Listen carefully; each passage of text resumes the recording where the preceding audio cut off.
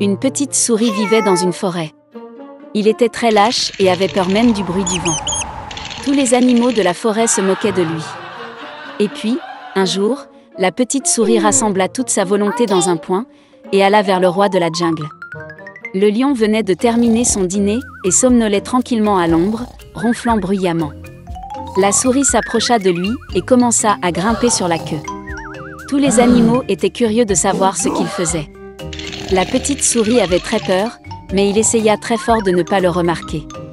Il monta sur le dos du lion, et avec un regard important apparut devant ses amis. Et puis le lion s'est réveillé. D'un mouvement, il jeta la souris au sol et grogna de façon menaçante. Tous les autres animaux étaient très excités. Ils pensaient que le lion était sur le point d'avaler la souris.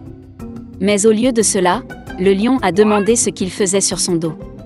Rassemblant toute sa volonté dans un point, la souris demanda au roi de la jungle de le prendre sous son aile, afin qu'il n'ait plus peur de personne ni de quoi que ce soit. Parce qu'il était l'animal le plus lâche de la forêt. Et en retour, il a offert son aide. Le lion écouta silencieusement la souris. Mais il ne pouvait pas comprendre comment une petite souris pouvait aider un lion grand et fort. Au début, il éclata de rire, puis avec un grand rugissement chassa l'homme insolent. La souris s'enfuit instantanément, heureuse que le lion ne le mange pas. Tous les autres animaux ont couru après lui. Un certain temps s'est écoulé. Le lion a eu faim et est allé chasser. Mais il n'a pas remarqué le piège tendu par les chasseurs et y est tombé. Le roi des bêtes était suspendu dans les airs, pris dans un filet de chasse. Il a essayé de s'en sortir, mais n'a pas pu le faire. Et comme le lion était le roi de la jungle, il ne pouvait pas se résoudre à crier à l'aide. De plus, les chasseurs pouvaient l'entendre.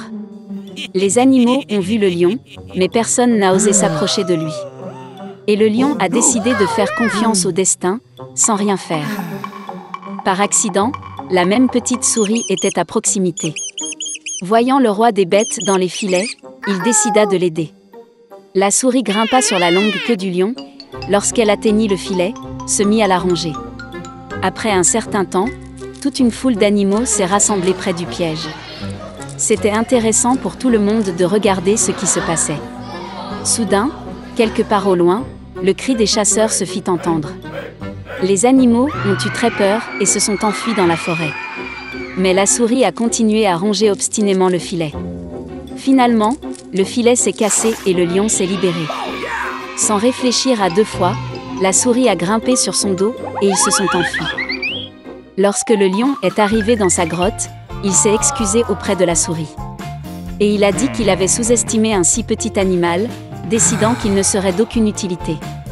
Et pour le fait que la petite souris a sauvé la vie du roi des bêtes, il n'a plus besoin d'avoir peur de rien ni de personne. Désormais, le lion le prend sous son aile. Tous les animaux, regardant ce qui se passait, riaient et applaudissaient la courageuse souris. Depuis lors, le lion et la souris sont devenus les meilleurs amis et la paix règne à jamais dans la forêt. Lemuel Gulliver est né dans la famille d'un pauvre propriétaire foncier anglais. Le garçon était le troisième de 5 fils. À l'âge de 14 ans, il devient apprenti chez un célèbre médecin londonien, puis obtient un emploi de chirurgien sur un navire. Pendant 6 ans, Gulliver a voyagé dans différents pays, observé les coutumes des indigènes, et même étudié leur langue. Et c'est ainsi que Gulliver partit pour un autre voyage sur le navire Antlope. Mais n'a pas eu le temps de passer même à mi-chemin, car le navire est tombé dans une terrible tempête. La tempête a frappé le navire contre les rochers et les marins ont sauté par-dessus bord avec horreur. Et seul Gulliver a réussi à monter dans le bateau. Il a été porté pendant des heures sur les vagues, et bientôt, par miracle, le bateau s'est échoué.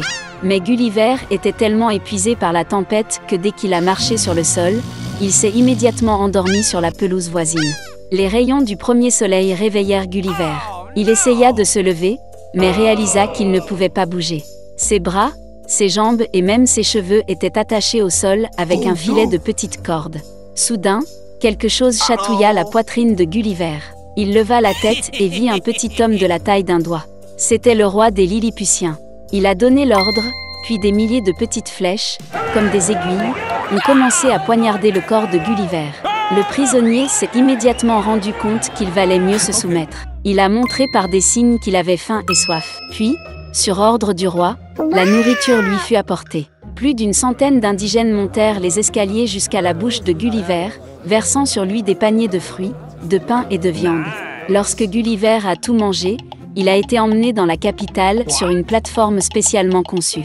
Le prisonnier a été placé dans un immense temple, enchaîné à sa jambe gauche avec de nombreuses chaînes miniatures. C'était la plus grande salle de tout le pays, mais même à l'intérieur, le géant devait marcher à 4 pattes. Lors d'une réunion des Lilliputiens, le roi ordonna à Gulliver de se voir attribuer un personnel de 600 serviteurs. Ils ont cousu un costume pour le prisonnier et même une literie à partir de matelas miniatures.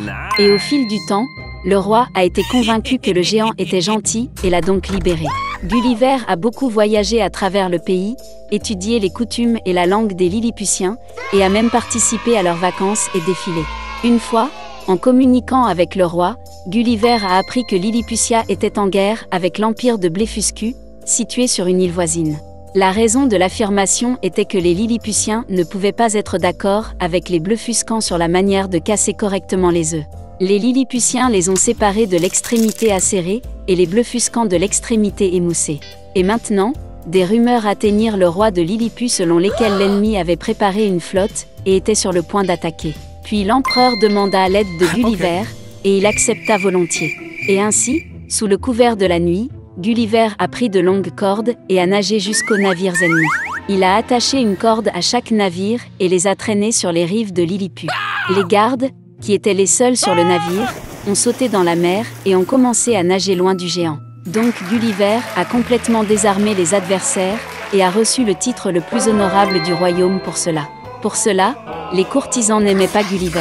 Ils ont commencé à tisser des intrigues contre lui, et bientôt le roi lui-même a accusé le géant de haute trahison. Les rumeurs se sont répandues dans tout le royaume.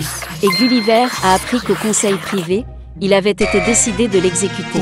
Par conséquent, cette même nuit, Gulliver se dirigea vers le rivage, où il laissa son bateau cassé. Après avoir réparé le bateau à la hâte, le géant pressé quitta le pays des Lilliputiens, emmenant avec lui 6 petites vaches vivantes, 2 taureaux et le même nombre de moutons avec des béliers. Pendant longtemps, Gulliver a traversé l'océan jusqu'à ce qu'il remarque un navire anglais. Là-dessus, il est rentré chez lui en toute sécurité. Mais, en fin de compte, ce n'était que le début des aventures de Gulliver.